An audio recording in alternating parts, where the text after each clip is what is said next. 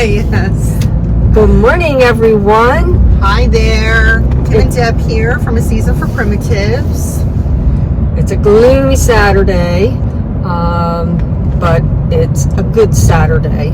We're heading right now to a dear friend's gorgeous colonial brick and clapboard home here in Salem County, and we can't wait to show you all of her treasures. She's a quilter, a collector, a gardener, and One of the sweetest people absolutely you'll ever meet. Yeah. Judy Kimber was actually featured in A Primitive Place. Do you remember Yes. when? She was in the same issue that I was in, which was a summer, oh my goodness. Sorry, Karen, I don't remember the year, but it was a summer issue. And it's a gorgeous home. It really is. Yep. Well, we're pulling up now, so we will show you this awesome house. Yes. Hi, we're here at Judy Kimber's home, gorgeous colonial.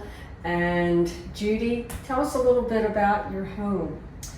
Well, my husband and I were looking for an 18th century home, and we bought this home in January of 2005.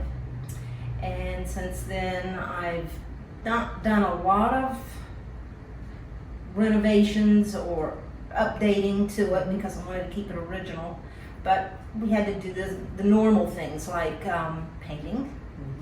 But other than that, the kitchen, it required a little more work because I didn't really have a kitchen. Right.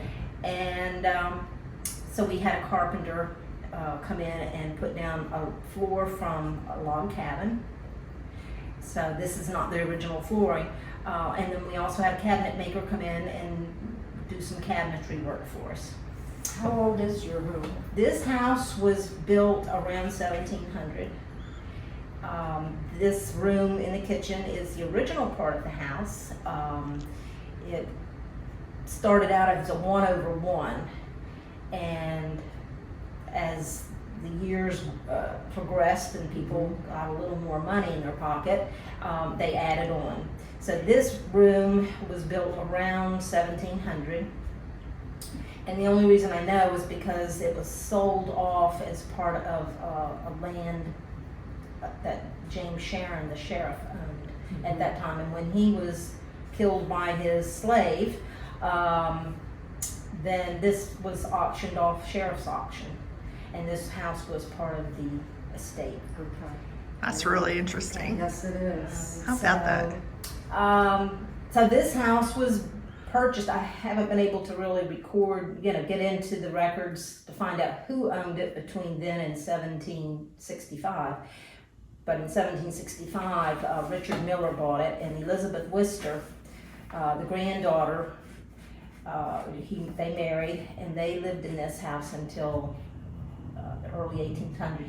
He died, and she continued to live here. The rest of the house, from the center hall over, which you'll see, was added on in about 1765. So that I call it the new addition.